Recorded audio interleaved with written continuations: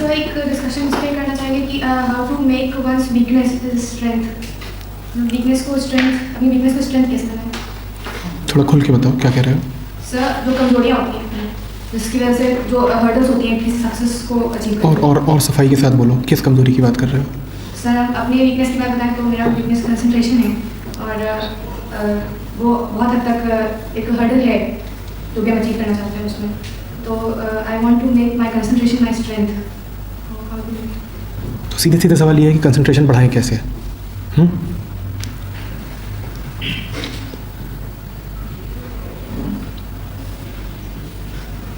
कितने लोग नहीं कर पाते हो कंसंट्रेट?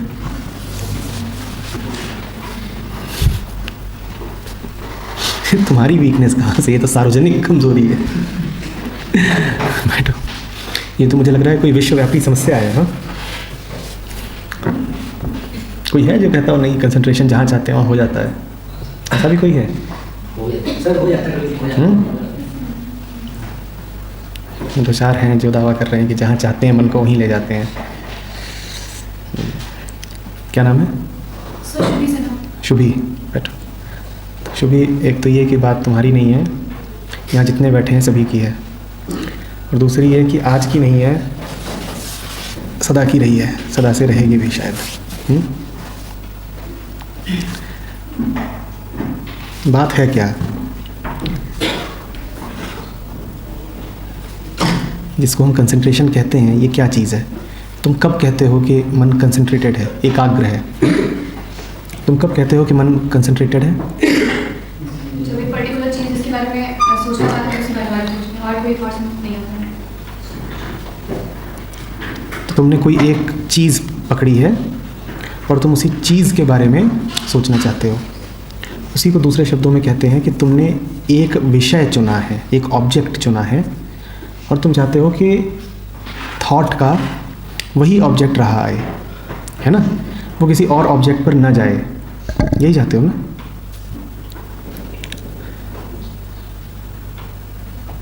देखो, दो तीन बातें हैं जो समझनी पड़ेंगी, फिर तुम्हें स्पष्ट हो जाएगा कि मन एकाग्र क्यों नहीं हो पाता है।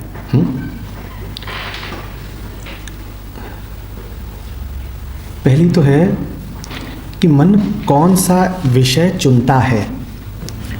मन हमेशा किसी न किसी विषय को पकड़ के तो रखता ही है, यही फितरत है उसकी। कोई ना कोई ऑब्जेक्ट उसको चाहिए।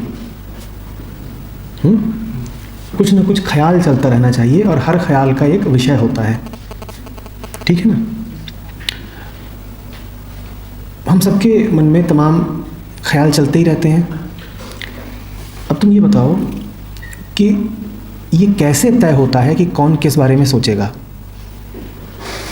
मन में विचार तो चलते ही रहते हैं। दुनिया में क्या कोई ऐसा है जिसका मन विचारों से खाली रहता हो? शायद ही कोई। मन विचारों से भरा हुआ ही रहता है, और हर विचार का क्या होता है? एक ऑब्जेक्ट होता है ना? एक ऑब्जेक्ट। जब भी तुम कहोगे सोच रहा हूँ, तो तुम्हें ये भी बताना पड़ेगा कि किस, बहुत बढ़िया, कि तुम किस बारे में सोच रहे हो। तुम जिस बारे में सोच रहे हो उसको क्या बोलेंगे? ऑब्जेक्ट या विषय। ठीक है? अब मुझे ये बताओ, कौन किस बारे में सोचता है? दुनिया में इतने लोग हैं, सब सोच रहे हैं। कोई कुछ सोच रहा है, कोई कुछ सोच रहा है। ये तय कैसे होता है कि कौन किस बारे में सोच रहा है? सर उसके साथ जो इंसिडेंट्स हुए हैं या जो वो इमेजिन कर रहा है कि फ्यूचर में हो, वो उसके अनुसार। तुम्हारे साथ बहुत सारे इंसिडेंट्स हुए हैं अब तक शुभी, जीवन में काफ़ी लंबा जी चुकी हो। क्या जितनी भी घटनाएं घटी हैं तुम्हारे दशकों के जीवन में, सबके बारे में सोचती रहती हो? सब याद भी हैं? जितनी घटनाएं आज तक तुम्हारे साथ घटी हैं, छोटी बड़ी, उनका कितना प्रतिशत याद है? कोई दावा करेगा कि 50% याद है? कोई दावा करेगा कि आज तक जितनी घटनाएं घटी हैं उनका 5% भी याद है आज तक? कोई दावा करेगा कि आज सुबह से लेकर अभी तक जितनी घटनाएं घटी हैं, जितनी माने जितनी प्रतिपल की घटना, उसका 50% भी याद है? मुश्किल हो जाता है ना? तुम इस हॉल में आए हो, तभी से लेके अब तक जितनी घटनाएं घटी हैं, क्या याद है सारी? और जितनी माने जितनी, मैं उनकी ही बात नहीं कर रहा जो तुम्हें याद है, मैं सारी घटनाओं की ये बात कर रहा हूँ। नहीं ना? तो तुमने कहा कि हर आदमी वही सोचता है जो उसका अनुभव हो चुका है, पर क्या तुम अपने सारे अनुभवों के बारे में सोचते हो? नहीं। तुम अपने कौन से अनुभवों को याद रखते हो? सर, जिसके बारे में हमें सबसे ज़्यादा अच्छा लगेगा, हम बहुत ज़्यादा उसके बारे में चिंतित, उसके बारे में ज़्यादा। बहुत बढ़िया, बहुत बढ़िया। क्या नाम है तुम्हारा? अनुष्का। अनुष्का ने तो पूरी बात तुरंत पकड़ ली।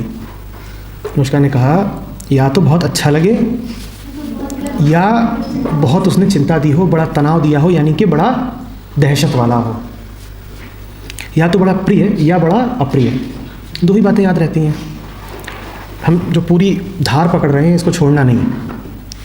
हमने यहाँ से शुरू किया था कि एकाग्रता क्या है। एकाग्रता से हम यहाँ पर आए कि एकाग्रता का अर्थ होता है कि मन किसी एक विषय पर जा कर के बैठा रहे।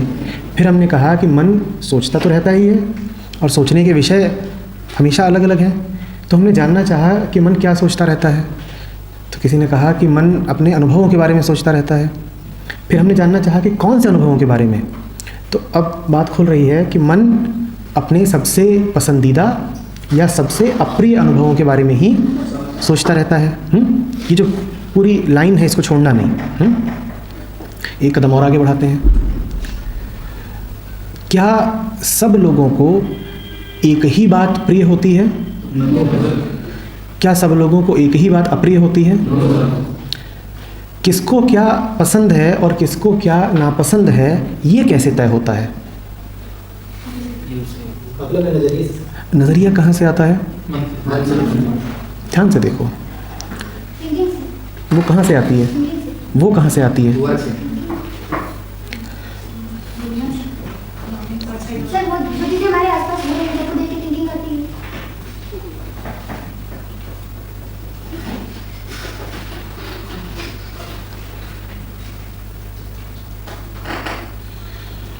चीन और जापान में तनाव चल रहा है। चीन का पलड़ा भारी है। चीन का पलड़ा भारी है। ये बात किसको प्रिय लगेगी और किसको अप्रिय? चीन का पलड़ा भारी है, ये किसको बात पसंद आएगी और किसको नापसंद? चीन तो कोई है नहीं ना, चीनी होते हैं, तो किसको पसंद आएगी? तो अगर तुम चीनी हो तो तुम्हें क्या प्रिय लगेगा? चीन का जीतना। और अगर तुम जापानी हो तो तुम्हें क्या प्रिय लगेगा? तो खबर आई कि चीन हावी हो रहा है और तुरंत कोई खुश हो गया और तुरंत कोई उदास हो गया। एक ने सोचा वाह और एक के दिल से निकली आह। ये बात, ये नज़रिया, ये सोच कहाँ से आई? दोनों में, चीनी में भी जापानी में भी, ये कहाँ से आई? खबर तो दोनों के लिए एक थी, एक समान खबर आई। खबर दोनों के लिए एक ही आई। इधर बैठे हैं चीनी और इधर बैठे हैं जापानी, और एक खबर आई है। क्या खबर आई है? चीनी ने कुछ और सोचा और जापानी ने उसका बिल्कुल विपरीत सोचा। तो ये दोनों की सोच कहाँ से आ रही है? जल्दी से बताओ। अच्छा, अब ये चीनी बच्चे बैठे हैं यहाँ पर और यहाँ जापानी बच्चे बैठे हैं। वो भी मान लो 14-14 साल के हैं।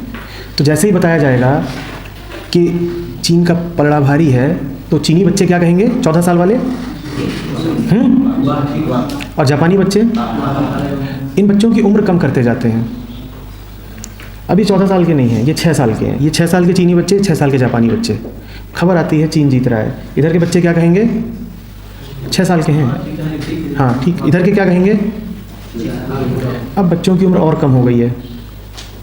अब बच्चे बिल्कुल मासूम हो गए हैं, 2 साल के, 2.5 साल के। उन्हें खबर दी गई चीन जीत रहा है, कोई मतलब नहीं, सोच नहीं आई। अब तुम मुझे बताओ कि जो तुम्हारे दिमाग को प्रिय लगता है और जो अप्रिय लगता है वो कहाँ से आता है? अरे वो थिंकिंग कहाँ से आई? एज ने तुम्हें क्या दिए? 2-2.5 साल के बच्चे और 6 साल के बच्चे में सोच का अंतर कहाँ से आ गया? उस एक्सपीरियंस का अर्थ क्या है? वो अनुभव एक ही चीज़ है, एक ही बात है, उससे तुम्हें अलग अलग अनुभव होंगे ना। अनुभव का आधार क्या है? चीन जीत रहा है, इनको बड़ा अच्छा अनुभव हुआ और इनको बड़ा बुरा अनुभव हुआ। उस अनुभव का क्या आधार है? सराउंडिंग। जो कुछ भी आसपास है, क्या मैं कहूँ माहौल, क्या मैं कहूँ वातावरण, क्या मैं कहूँ दूसरे स्थितियाँ, लोग, क्या कहूँ? तो सोच कहाँ से आई? दूसरों ने दी। यहाँ जो चीनी बच्चे थे उन्हें दूसरों ने क्या सिखाया? जापानी बच्चों को क्या सिखा दिया गया? तो तुम्हारी सोच क्या तुम्हारी होती है?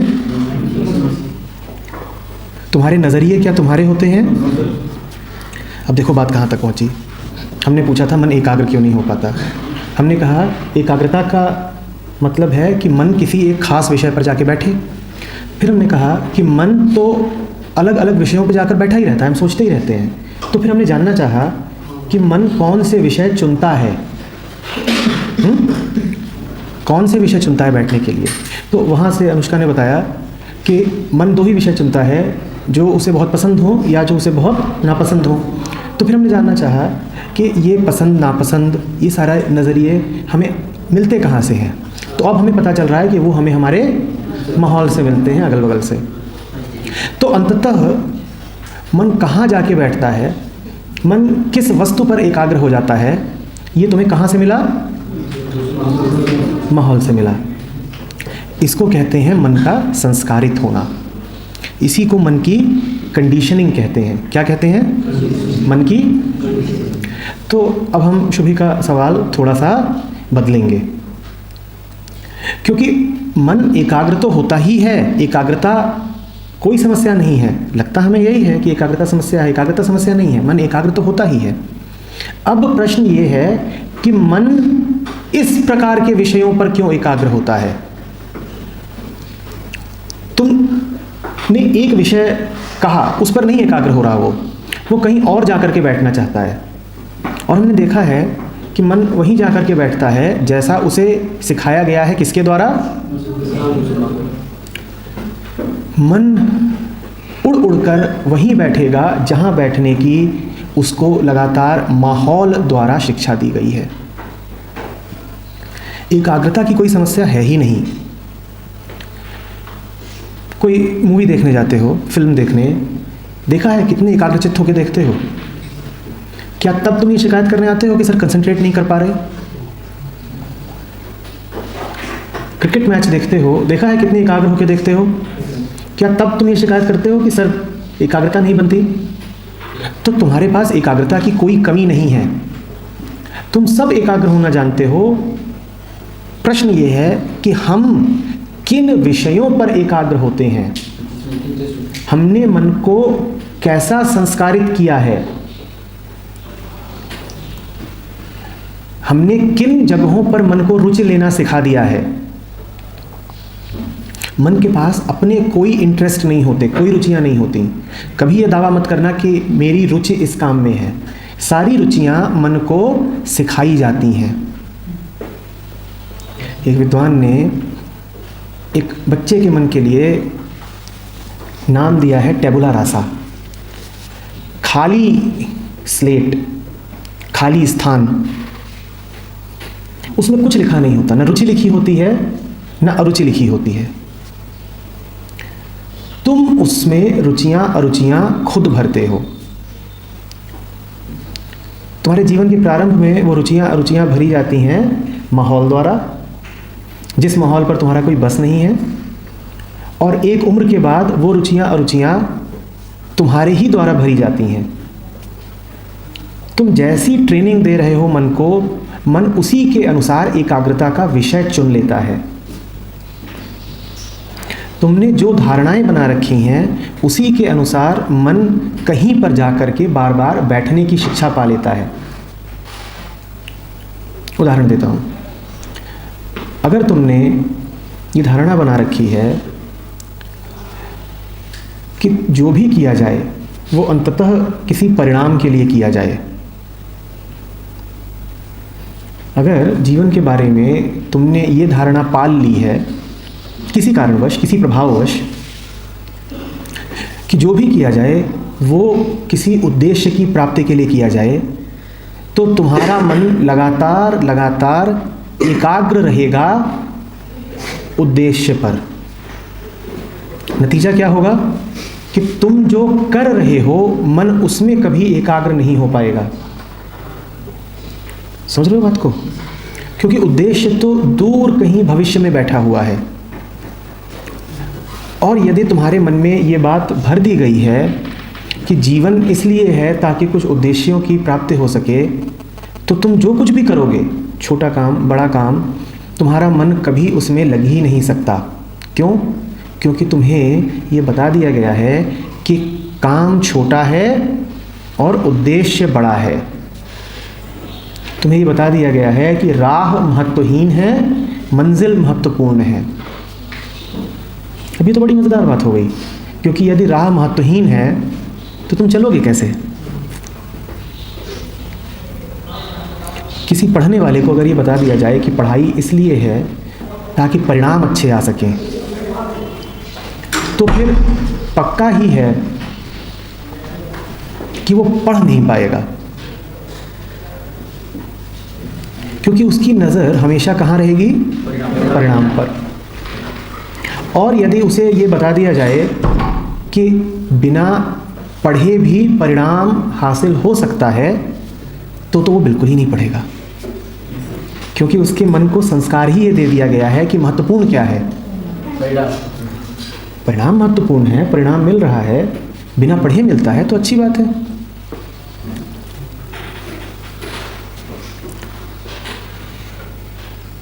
किसी को यदि यह संस्कार दे दिया जाए कि पैसा बहुत महत्वपूर्ण है, तो फिर वो कभी भी प्रेमपूर्ण होकर के किसी काम को नहीं कर पाएगा। क्योंकि महत्वपूर्ण क्या है, काम या पैसा? उसको तो ये शिक्षा दे दी गई है कि पैसा बहुत महत्वपूर्ण है। उसका काम में जी कभी लगेगा ही नहीं, क्योंकि काम अब उसके लिए मात्र एक माध्यम है, सिर्फ एक जरिया है क्या करने का।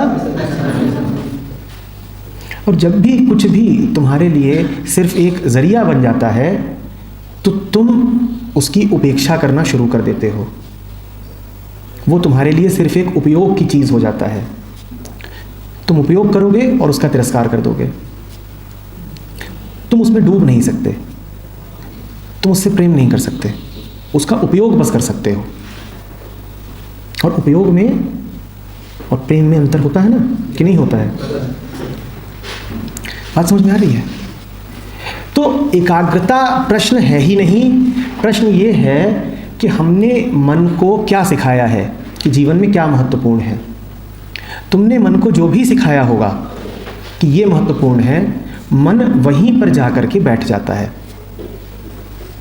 फिर से बोल रहा हूँ, एकाग्रता की कोई कमी नहीं है, एकाग्रता कोई मुद्दा ही नहीं है।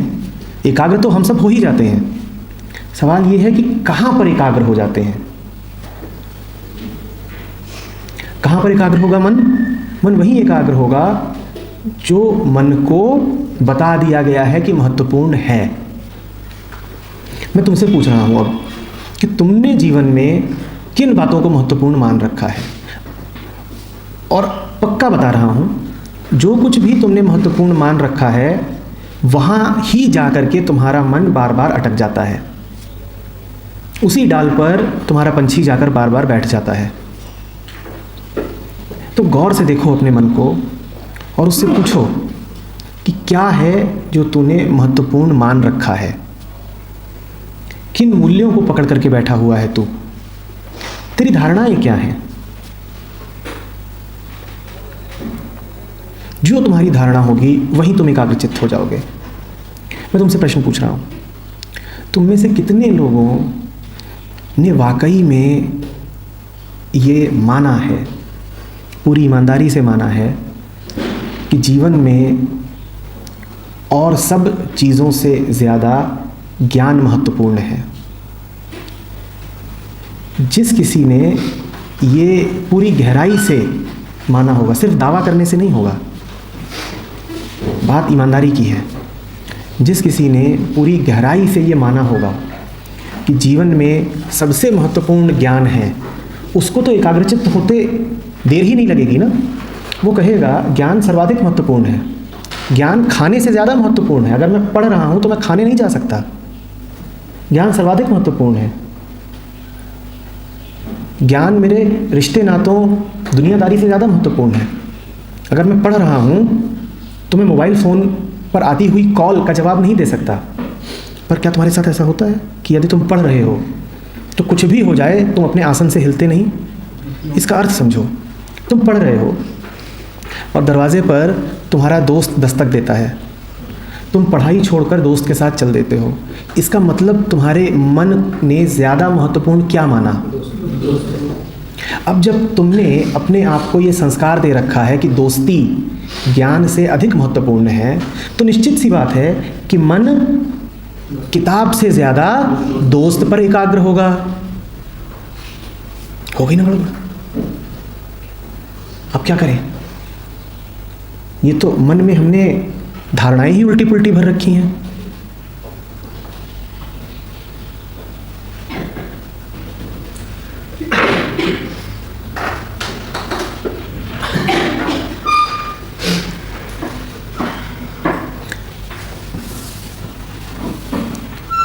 तुमने यदि मन को बता रखा है कि जीवन में भय बड़ी महत्वपूर्ण चीज़ है,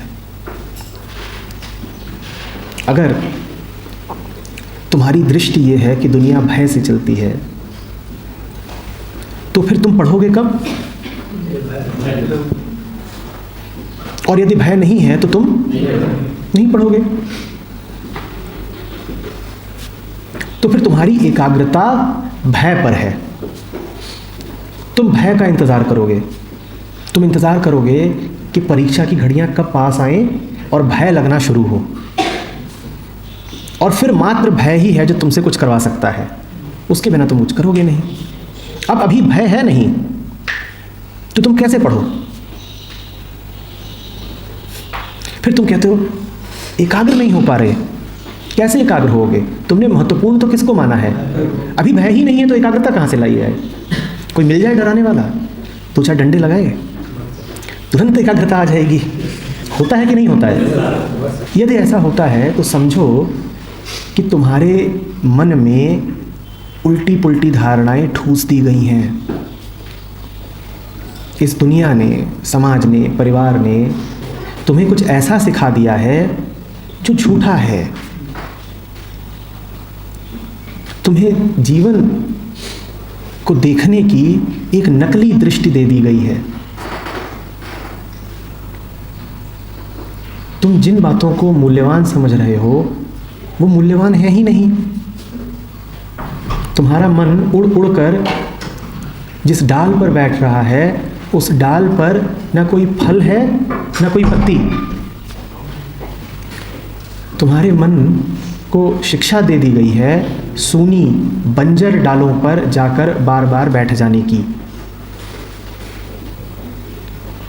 मन जा जाकर ऐसी डालों पर बैठ रहा है जिनमें तुम्हारे लिए कोई रस है ही नहीं।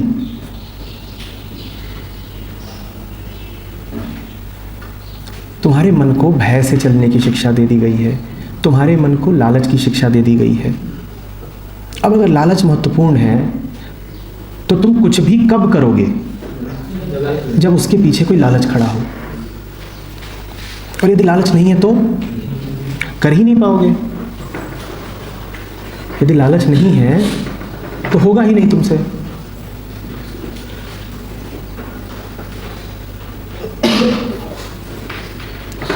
ठीक कह रहा हूं ना?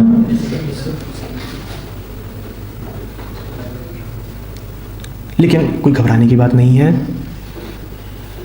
मन को जैसे धारणाओं से, संस्कारों से भरा गया, उसी तरीके से मन को धारणाओं से मुक्त भी किया जा सकता है। तुम सब होशियार हो, तुम सबके पास क्षमता है सच को समझ पाने की। तुम ध्यान से देखो कि चल क्या रहा है। जैसे जैसे तुम अपने बेकार के मूल्यों से मुक्त होते जाओगे, वैसे वैसे तुम पाओगे कि जो कुछ महत्वपूर्ण है, वास्तव में महत्वपूर्ण है, मन को उसकी ओर एकाग्र होना बड़ा आसान हो गया है। कबीर का है, पहले तो मन कागा था, करता जीवन घात, अब मनवा हंसा भया, मोती चुन चुन खात। मन हमारा कागा जैसा, कौवे जैसा कर दिया गया है। वो सिर्फ गंदी चीज़ों की ओर जाता है, वो सिर्फ मल विष्ठा ही खाता है। वो जहाँ कहीं दुर्गंध सड़ांध देखता है तुरंत उधर को चला जाता है। अच्छा, दो लोग बैठ करके व्यर्थ चर्चा कर रहे हैं, मन आकर्षित हो गया। टीवी में सबसे सड़ा हुआ कार्यक्रम आ रहा है, मन तुरंत उधर को पहुंच गया। किसी की निंदा चल रही है, तुरंत हम भी उसमें जुड़ गए। पहले तो मन कागा था, करता जीवन घात। और जब मन ऐसा होता है जो सिर्फ मल की ओर आकर्षित होता है, तो ये जीवन घात है। तुम अपने जीवन को खत्म किए दे रहे हो। अब मनवा हंसा भया, मन का शोधन किया जा सकता है। मन हंस जैसा हो सकता है। अब तो मनवा हंसा भया, मोती चुन चुन खात। ऐसा हो सकता है। कैसे करोगे ऐसा? जल्दी बताओ, कैसे करोगे ऐसा?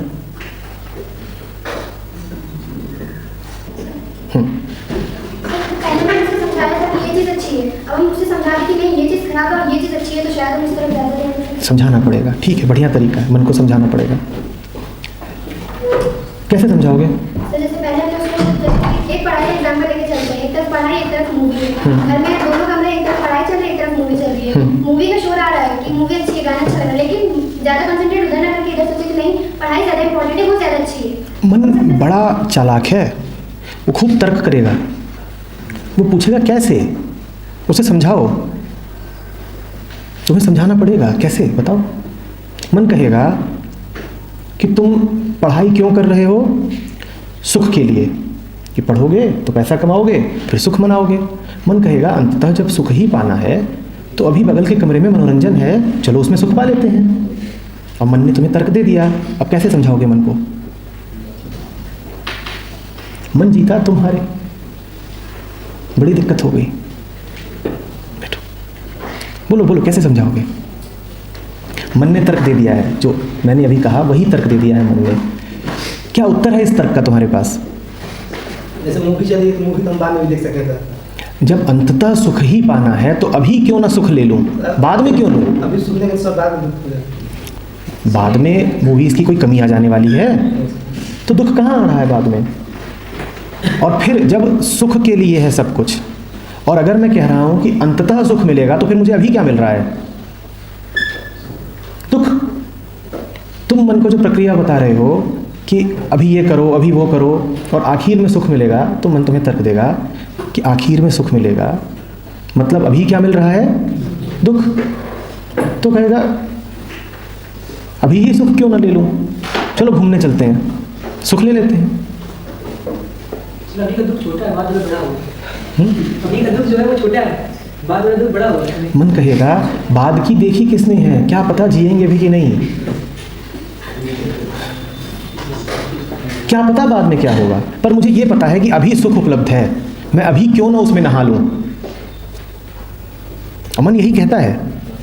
मन के पास बड़े बड़े तर्क हैं, मन कहता ही यही है। अब तुम क्या जवाब दोगे? अरे शाबाश, बैठो बैठो बैठो, बड़ा बढ़िया लग रहा है, सब बैठ जाओ। तो सुख और दुख को पुनर्परिभाषित करना होगा। बहुत बढ़िया। शुरू हमने करा था एकाग्रता से, और बात चलते चलते कहाँ आ गई है कि जब तक हमें यही नहीं पता कि सुख कहाँ और दुख कहाँ, तब तक हमारी एकाग्रता गड़बड़ ही रहेगी। मन गलत डाल पर ही बैठेगा। एकाग्र तो होगा पर एकाग्रता का विषय गड़बड़ रहेगा। तो चलो अब सुख और दुख की कोई नई परिभाषा खोजते हैं।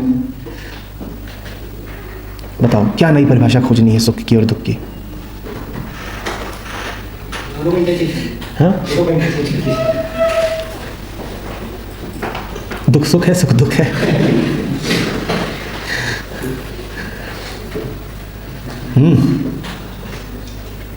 बोलो।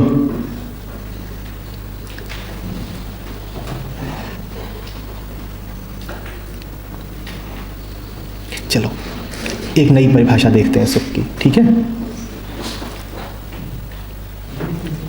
पहली बात, सुख समय पर या स्थिति पर आश्रित ना हो तभी वो सुख है।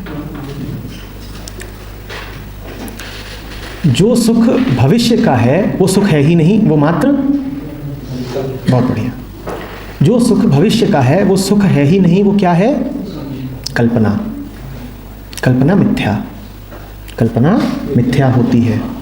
तो सुख कौन सा हुआ फिर? एकमात्र जो, यदि भविष्य में जो है वो सुख है ही नहीं, तो एकमात्र सुख कौन सा हुआ? जो कि, बहुत बढ़िया, जो कि अभी है, प्रेजेंट में। बढ़िया।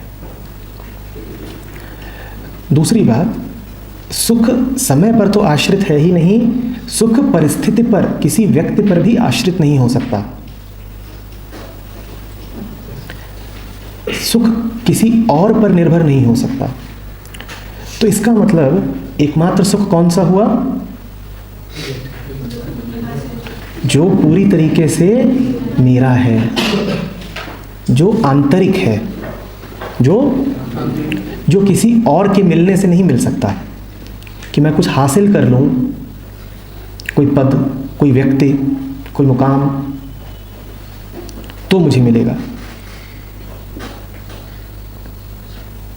दोनों बातों को मिलाओ। पहली बात से ये निकल के आया कि वास्तविक सुख अभी है, और दूसरी बात कि वास्तविक सुख दूसरे पर निर्भर नहीं है, आंतरिक है, मेरा है। यदि सुख की हम ये नई परिभाषा रख सकें तो सुख चाहने वाले मन को अब क्या करना पड़ेगा? मन सुख ढूंढता है, मन को जहाँ सुख दिखता है वहीं जाकर बैठता है। अब हमने मन को बताया कि सुख अभी है और सुख आंतरिक है, तो अब मन को कहाँ जाना पड़ेगा? कहीं नहीं। बहुत बढ़िया। अब मन को कहाँ जाना पड़ेगा? कहीं भी नहीं। तो मन कहाँ रहेगा? अपने पास। तुम जहां भी हो मन, तुम जो भी कर रहे हो मन, एकाग्रता की समस्या हल हो गई। तो एकाग्रता की समस्या मूलतः ये समस्या थी कि हमने सुख की परिभाषा गलत कर रखी थी। हमें बता दिया गया था कि सुख कहाँ पर है? फ्यूचर में। और हमें बता दिया गया था कि सुख कैसे मिलता है? दूसरों के द्वारा, कुछ हासिल कर लेने पर। कोई हमें मान्यता दे दे, दूसरे आकर के हमारी तारीफ कर दें, दूसरा हमें प्रेम करने लगे। हमें दो गलत बातें ये बता दी गई थी सुख के विषय में। फिर से हम दोहराएंगे। क्या थी वो दो गलत बातें? पहली क्या थी? कि सुख कहाँ है? भविष्य में। और दूसरी क्या थी? कि सुख कैसे मिलता है? तो इसका नतीजा क्या होता था कि मन कहाँ को भागता था? दूसरों की ओर। और समय में कहाँ को भागता था? भविष्य की ओर। पर जैसे ही तुमने मन से कहा कि ध्यान से देख, भविष्य में तो मात्र कल्पना है, सुख नहीं। जैसे ही तुमने मन से कहा ध्यान से देख, दूसरों से सुख कैसे मिल सकता है? जो सुख दूसरों से मिला है उसमें तो डर रहेगा कि कहीं छिन ना जाए। आश्रित हूं, दूसरों पर छिन सकता है। तो इसीलिए वास्तव में सुख सिर्फ मेरा हो सकता है, अपनी आंतरिक मौज, कभी न छिनने वाली मस्ती। अब मन कहीं उड़ करके जाएगा नहीं, उसे आवश्यकता ही नहीं कहीं जाने की ना। तुमने मन को स्पष्ट कर दिया कि सुख कहाँ है, आंतरिक है, और समय में कहाँ है। तो अब मन को कहाँ होना पड़ेगा। पर बात सिर्फ मेरे कह देने की नहीं है, इतने भर से तुम्हारी एकाग्रता शुद्ध नहीं हो जाएगी। तुमको मन से बातचीत करनी पड़ेगी। अभी तो बस मैंने कहा है, आगे का काम तुम्हें करना है। तुम्हें मन से बातचीत करनी है कि जो कर रहे हैं उसी में, और मुझे दूसरों पर भी आश्रित नहीं रहना है। ठीक है ना। उसके बाद देखना, जहां तुम हो मन वहीं रहेगा, कभी भागेगा नहीं।